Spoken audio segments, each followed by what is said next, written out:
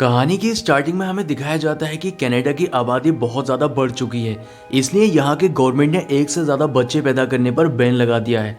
अगर किसी का पहला बच्चा मर भी गया है तब भी वो दूसरा बच्चा पैदा नहीं कर सकता है, और अगर कोई ऐसा करता है तब उसे गवर्नमेंट के द्वारा सजा दी जाती है, जिसमें उसे दुनिया की सबसे खतरनाक जेल में भेज दिया जाता है। और इसलिए कनाडा के सभी बॉर्डर पर हाई सिक्योरिटी लगा रखी है, जिससे बिना जांच के कोई भी बाहर नहीं जा सके। यहाँ पर हम एक कपल को देखते हैं जिसमें जॉन ब्रिक नाम का एक आदमी है जो कि एक फौजी है, और उसके साथ उसकी वाइफ है जिसका नाम कैरन है। कैरन प्रेग्नेंट है, इसलिए वो छुपकर यहाँ से अमेरिका जा रही है। लेकिन बॉर्डर क्रॉस करने से पहले आर्मी वाले इनको रोक लेते हैं और इनकी चेकिंग की जाती है। अब चेकिंग के दौरान कैरन देखती है कि उसके आगे जो महिला है वो प्रेग्नेंट है, इसलिए आर्मी वाले उसको पकड़ लेते हैं। ये देखकर कैरन बहुत ज्यादा डर जाती है। अब कैरन हिम्मत दिखाते हुए चेकिंग के लिए आगे बढ़ती है और वो बच भी जाती है, पर एक ऑफिसर को उसके ऊपर शक हो जाता है, इसलिए जॉन और कैरन दोनों ही यहाँ से भागने लगते हैं। जॉन कैरन को यहाँ से भागने के लिए कहता है और खुद आर्मी वालों के पास पहुंच जाता है, जिससे आर्मी वाले उसको पकड़ लेते हैं। इसके बाद जॉन को सभी कैदियों के साथ कनाडा और दुनिया की सबसे खतरनाक जेल में लेकर जाया जाता है, जो कि रेगिस्तान इलाके के बिल्कुल बीच में बनी थी। यहाँ पर सभी कैदियों के कपड़े उतारकर उनको बाहर बुलाया जाता है और एक एक कैदी को बुलाकर उसके पेट के अंदर एक ट्रैकर डाल दिया जाता है। इसके बाद जेल का डायरेक्टर पोस्ट सभी कैदियों को बताता है कि हमने जो तुम्हारे पेट के अंदर एक ट्रैकर डाला है, अगर तुम जेल की येलो लाइन को क्रॉस करोगे तब तुम्हारे पेट के अंदर बहुत तेज दर्द होगा, और अगर तुम रेड लाइन को क्रॉस करते हो तब तुम्हारा पेट ब्लास्ट हो जाएगा। ये सुनकर एक कैदी बहुत ज्यादा डर जाता है और वो जेल की येलो लाइन को क्रॉस कर देता है, जिससे उसके पेट में बहुत तेज दर्द होता है। अब उसे दर्द में इस बात का एहसास ही नहीं हुआ कि उसने रेड लाइन भी क्रॉस कर दी है, इसलिए उसका पेट फूलने लगता है और ब्लास्ट होने से उसकी मौत हो जाती है। अब सभी कैदियों को लिफ्ट से एक अंडरग्राउंड जेल में लेकर जाया जाता है, जो कि काफी गहराई में थी। यहाँ पर जॉन की दोस्ती एक नीनू नाम के आदमी से हो जाती है। अब इनको इनकी सेल तक ले जाने के लिए एक रोबोट आता है जिसका नाम जेट 10 था। सेल में पहुंचने के बाद जॉन को डीडे और अब्राहम नाम के दो आदमी मिलते हैं, जो कि उसको बताते हैं कि सेल के अंदर लेजर बीम लगे हैं, जिससे सेल को क्रॉस नहीं किया जा सकता है। सोने से पहले अब्राहम जॉन को बताता है कि यहाँ पर सपना देखना अलाउड नहीं है, इसलिए वो कोई भी सपना नहीं देख सकता है। लेकिन जॉन के सोने के बाद यहाँ पर जेड रोबोट आता है और वो उसके दिमाग को स्कैन करने लगता है, जिससे उसे पता चल जाता है कि जॉन अपनी वाइफ का सपना देख रहा है, और उसका ये सपना पो भी अपने कंट्रोल रूम से देख रहा होता है, जिससे वो उसके पेट में लगे ट्रैकर यानी कि सिक्योरिटी डिवाइस को ऑन कर देता है, जिससे उसके पेट में बहुत तेज दर्द होने लगता है और वो नींद से जाग जाता है। अगले दिन जॉन जब बाकी मजदूरों के साथ काम कर रहा था तब वो देखता है कि एक मेडिक्स नाम का आदमी नीनू को लड़की समझ के उसका फायदा उठाने की कोशिश कर रहा है,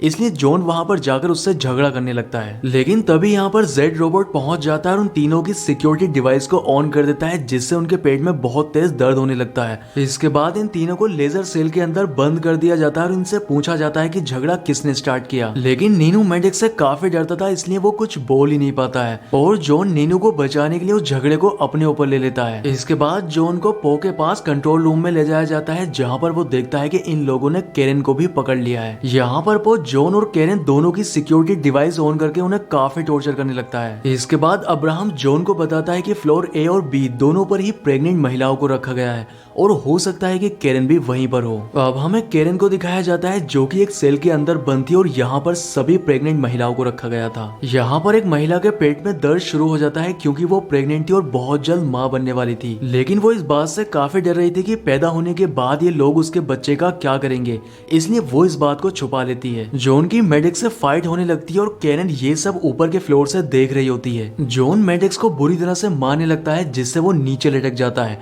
अब उनकी ये फाइट पो भी अपने कंट्रोल रूम से देख रहा होता है, इसलिए वो जॉन से मेडिक्स को नीचे गिराने के लिए कहता है, पर जॉन उसकी बात नहीं मानता और मेडिक्स को ऊपर की ओर खींच लेता है। तब पो मेडिक्स का पेट में ब्लास्ट करके उसे खुद ही मार देता है। अब इससे पहले जॉन को गार्ड अपने साथ पकड़कर लेकर जाए, वो मेडिक्स के पेट से निकली सिक्योरिटी डिवाइस को चोरी से उठा लेता है और उसको नीनू को देकर यहाँ से चला जाता है। अब जॉन को पो की बात ना मानने की वजह से एक सर्कल में बांध दिया जाता है, और यहाँ पर आखिरी बार कैरन को उसे देखने के लिए लाया जाता है। अब देखने के बाद कैरन को गार्ड यहाँ से ले जाते हैं और जॉन जिस सर्कल से बंधा हुआ था उसको घुमाया जाता है। सर्कल के घूमने के बाद जॉन का दिमाग पूरी तरह से घूम जाता है और उसके दिमाग में पुरानी यादें आने लगती हैं। 3 दिन के बाद वो कैरेन को अपने ऑफिस में बुलाता है और उससे कहता है कि कुछ ही घंटों में इस सर्कल पर लोगों की मौत हो जाती है, लेकिन क्या वजह है कि जॉन 3 दिन तक इस सर्कल पर टिका हुआ है। यहाँ पर वो कैरेन के सामने एक शर्त रखता है कि अगर वो अपने हस्बैंड और अपने बच्चे को बचाना चाहती है तब तुम्हें मुझसे शादी करनी होगी। अब कैरेन के पास कोई दूसरा रास्ता नहीं था अपने हस्बैंड और अपने बच्चे की जान को बचाने का,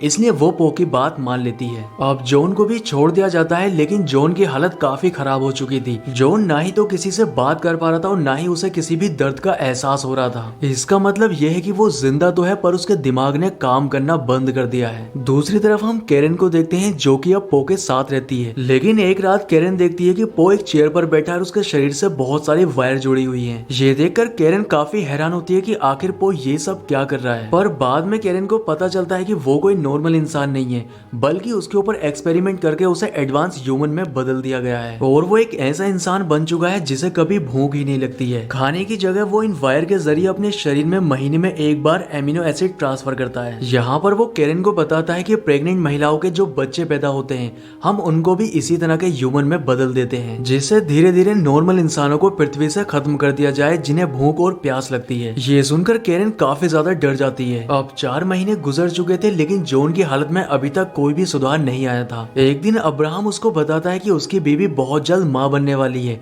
लेकिन वो उसकी इस बात पर कोई भी रिएक्ट नहीं करता है, पर उसकी आंख से एक आंसू टपक जाता है। दूसरी ओर हमें कैरेन को दिखाया जाता है जो कि पो को एक दिन बहुत ज्यादा शराब पिला देती है, जिससे वो बेहोश हो जाता है। अब कैरेन कंट्रोल रूम में होती है और वो वहां से जॉन के सपने में पहुंच जाती है, जहां पर जॉन देखता है कि बचपन में वो एक गड्ढे में फंसा हुआ है और कैरेन उसे बाहर निकालने की कोशिश कर रही है। काफी कोशिश के बाद कैरेन उसे गड्ढे से बाहर निकाल लेती है, जिससे जॉन की आंख खुल जाती है और उसके सभी दोस्त देखते हैं कि वो पूरी तरह से ठीक हो चुका है। अब जॉन अब्राहम से इस जेल से बाहर निकलने के लिए मदद मांगता है, इसलिए जॉन भी उसकी मदद करने के लिए तैयार हो जाता है। अब जॉन के ठीक होने की खबर कैरेन तक पहुंचा दी जाती है, जिससे वो काफी खुश होती है। अब नीनू उस सिक्योरिटी डिवाइस को जॉन को दे देता है जो कि मैडेक्स के पेट के अंदर से निकली थी, लेकिन तभी डीडी उनको बताता है कि यहाँ पर आने से पहले वो एक बहुत अच्छा कंप्यूटर ऑपरेटर था, इसलिए वो इस डिवाइस को चेक करके ये बता सकता है कि ये हमारे किस तरह से काम आ सकती है। दूसरी ओर कैरेन पो के ऑफिस से एक डायमंड जैसी दिखने वाली डिवाइस को चुरा लेती है, लेकिन तभी पो यहाँ पर आ जाता है, पर कैरेन उसको मुंह के अंदर रख लेती है। इसके बाद वो इस डिवाइस को जॉन को लाकर दे देती है, पर इनको समझ ही नहीं आ रहा था कि आखिर ये डिवाइस कैसे काम करती है। लेकिन बाद में इनको पता चलता है कि वो कोई डिवाइस नहीं है, बल्कि वो इस जेल का नक्शा है,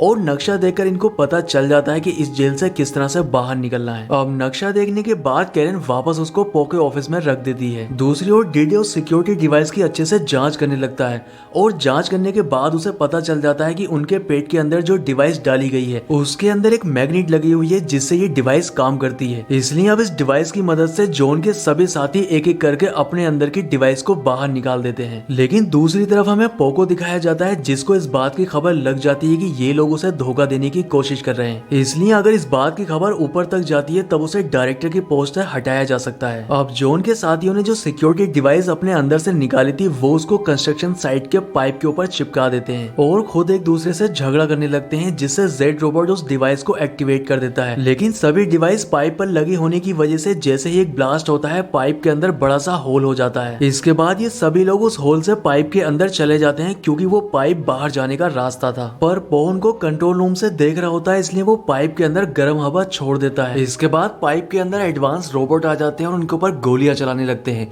इसलिए उनका एक साथी डरकर यहाँ से बाहर भागने लगता है, पर रोबोट उस पर गोलियां चला देता है, जिससे उसकी मौत हो जाती है। दूसरी तरफ अब्राहम कैरेन को लेने के लिए गया हुआ था, पर तभी वहाँ पर पो आ जाता है और वो अब्राहम का गला दबाकर उसको मार देता है। इसके बाद वो कैरेन को भी पकड़ लेता है। अब जॉन उन रोबोट का मुकाबला करते हुए उनमें से एक रोबोट को मार गिराता है, लेकिन जब वो उसको चेक करता है तब उसको पता चलता है कि वो कोई रोबोट नहीं है, बल्कि वो एक एडवांस ह्यूमन है। अब जॉन उस एडवांस ह्यूमन के गन को उठा लेता है और बाकी सारे एडवांस ह्यूमन को मारते हुए वो पो के ऑफिस तक पहुंच जाता है। लेकिन यहाँ जॉन स्क्रीन पर देखता है कि डॉक्टर उसकी बीवी के पेट से उसके बच्चे को बाहर निकालने की कोशिश कर रहे हैं, इसलिए जॉन पो से इस ऑपरेशन को रोकने के लिए कहता है, पर वो उसकी बात नहीं सुनता है। इसलिए ये सभी लोग उसको पकड़कर वहां पर ले जाने लगते हैं, लेकिन रास्ते में एक रोबोट इनको पहचान लेता है और इनके ऊपर गोलियां चला देता है। अब जॉन और उसके बाकी सभी साथी तो बच जाते हैं, लेकिन वो गोली पो के लग जाती है, जिससे उसकी मौत हो जाती है। इसलिए अब डी-डे कंट्रोल रूम में पहुंचकर इस पूरी जेल के सिस्टम को ही कंट्रोल करने की कोशिश करता है, लेकिन तभी एक एडवांस ह्यूमन आकर उसके गोली मार देता है। पर जॉन उस एडवांस ह्यूमन पर गोली चलाकर उसको मार देता है। मरने से पहले डी-डे इस जेल के पूरे सिस्टम को हैंग कर देता है, जिसका फायदा उठाकर सभी कैदी यहाँ से भाग जाते हैं। अब यहाँ पर जॉन और नीनू ही बचे थे, जो कि ऑपरेशन थिएटर में पहुंचकर कैरन को डोंकर से बचा लेते हैं। इसके बाद ये जेल के ट्रक में बैठकर मैक्सिको के बॉर्डर को क्रॉस कर जाते हैं और आगे जाकर अपना ट्रक रोक देते हैं। क्योंकि कैरन बहुत जल्द मां बनने वाली थी, इसलिए जॉन उसको एक झोपड़ी में ले जाता है, लेकिन तभी वो ट्रक खुद से ही स्टार्ट हो जाता है, क्योंकि उस ट्रक को अभी भी जेल से कंट्रोल किया जा रहा था और वो ट्रक नीनू का पीछा करके उसको मार देता है। इसके बाद जॉन झोपड़ी से बाहर आता है और उस ट्रक के ऊपर फायर करने लगता है, जिससे उस ट्रक में आग लग जाती है, लेकिन वो ट्रक झोपड़ी से जाकर टकरा जाता है, जिसके अंदर कैरन थी। अब जॉन ये देखकर काफी डर जाता है, उसे लग रहा था कि कैरन मर चुकी है, लेकिन कैरन ट्रक के झोपड़ी से टकराने से पहले ही बाहर चली गई थी, इसलिए वो और उसका बच्चा पूरी तरह से सेफ है। ये देखकर जॉन बहुत खुश होता है और जॉन और कैरन दोनों ने ही अपने बच्चे को एडवांस ह्यूमन बनने से बचा ही लिया। इसलिए तो कहते हैं कि इस दुनिया में माँ बाप के जितना प्यार कोई कर ही नहीं सकता। अगर आप इस बात से सहमत हैं तो आप कमेंट करके जरूर बताएं। दोस्तों, उम्मीद करता हूँ कि आपको वीडियो पसंद आया होगा, इसलिए वीडियो को लाइक और चैनल को सब्सक्राइब जरूर करें। तो मैं आपसे मिलता हूँ किसी नेक्स्ट वीडियो में।